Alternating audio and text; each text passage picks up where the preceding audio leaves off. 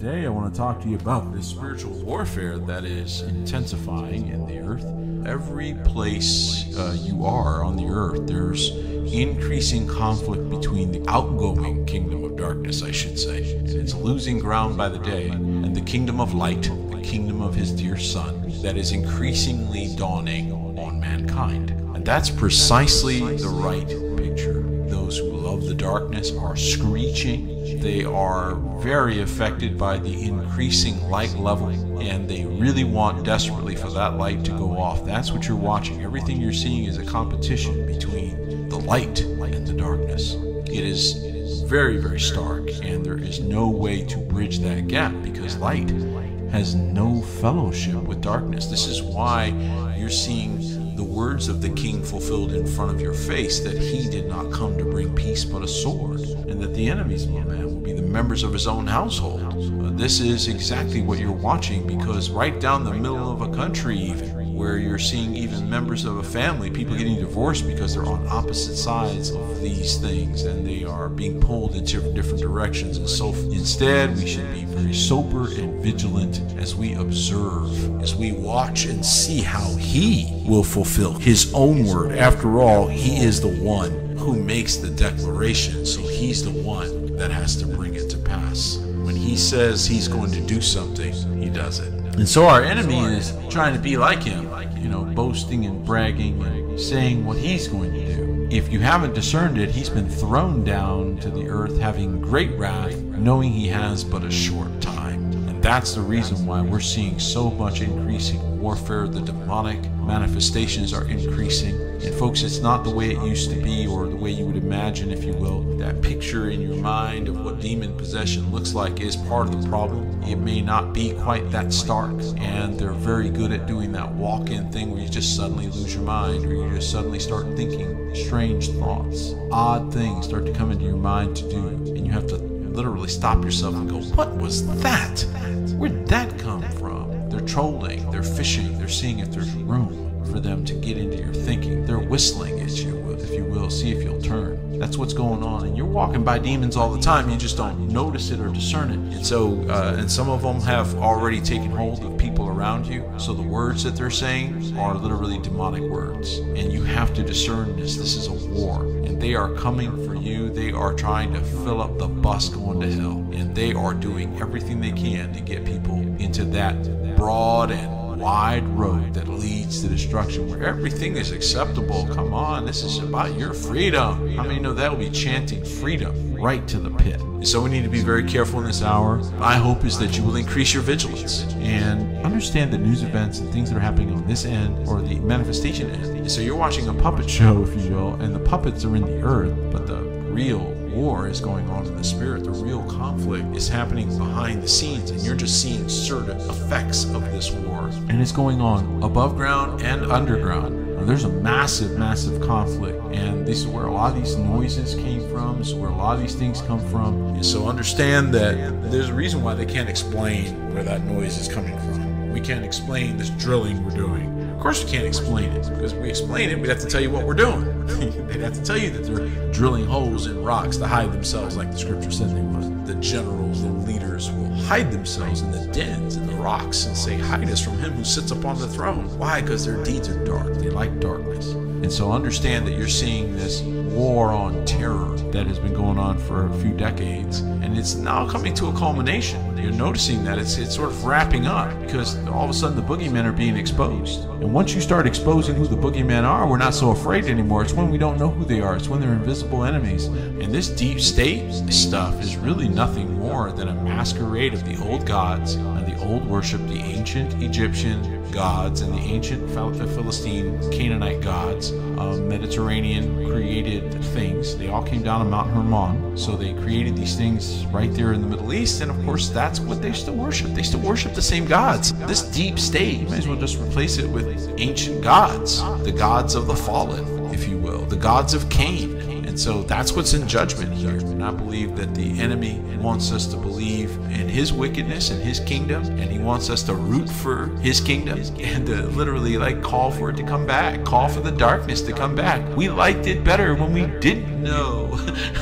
And I mean, that's what I hear when I see them fighting against the light. It's like, no, turn the dark back on. We don't want people to see what we're doing, but that's not coming. The light is increasing and the hammer is falling. And it's only going to continue to increase because, again, their time is up. I mean, these arrogant people not only had foisted frauds previous decades, but they were really coming to foist a fraud. A whole new level of their fiat governments and their fiat thinking. They're all fake, which if you do some research you'll find was the end of the United States of America as you knew it. 1999. They needed to restart the Constitution. They didn't do that. They needed to restart Congress. They didn't do that. They needed to restart everything post-bankruptcy. They didn't do that. You are in a default nation. You are in a nation that needs to be reconstituted. And that's what a lot of this warfare is about. And they know it. They are aware of the reality of what happened and transpired. This has always been about saving souls. It's always been about delivering you out of the kingdom of darkness into the kingdom of his dear son. And he sent me with one message: go tell my people I've set them free. And so this was 1999. He set them free. And then you find out that, yeah,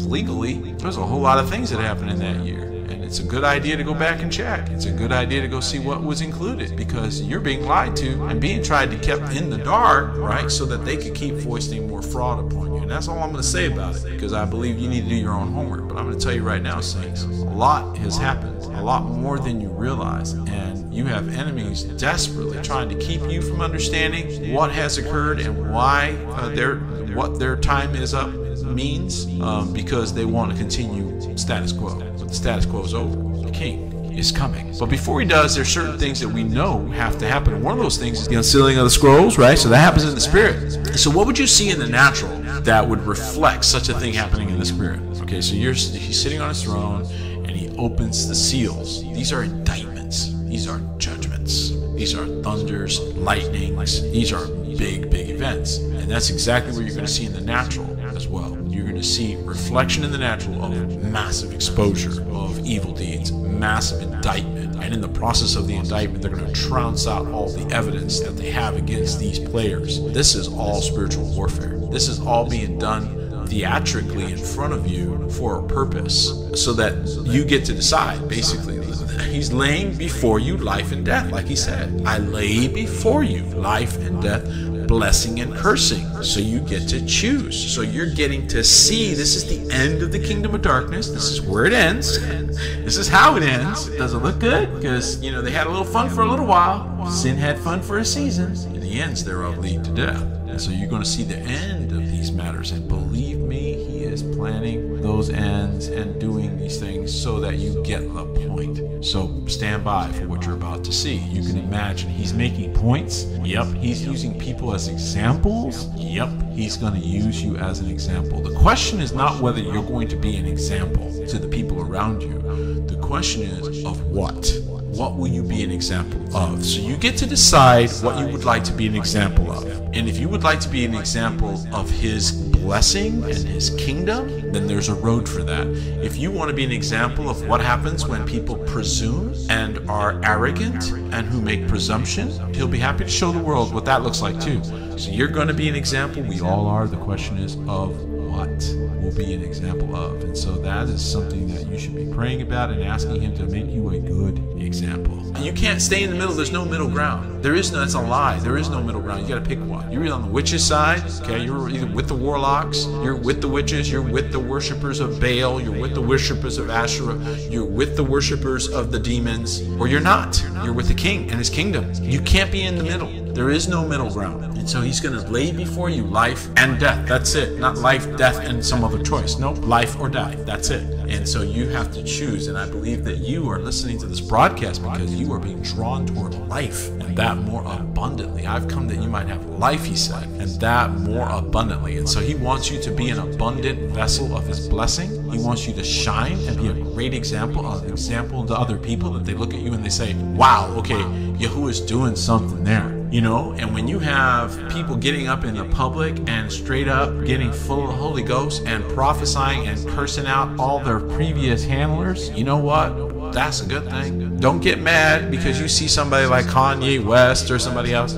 suddenly get hit and they're going, oh my goodness. Don't be surprised. Don't throw them under the bus. Now, don't start putting them on a pedestal. They're just expressing themselves. They're children. They're babies. Have mercy on them and pray for them. That's why I chuckle, because some people say, oh God, we want you to move in the country, and then he gets somebody saved you don't like, and then not him.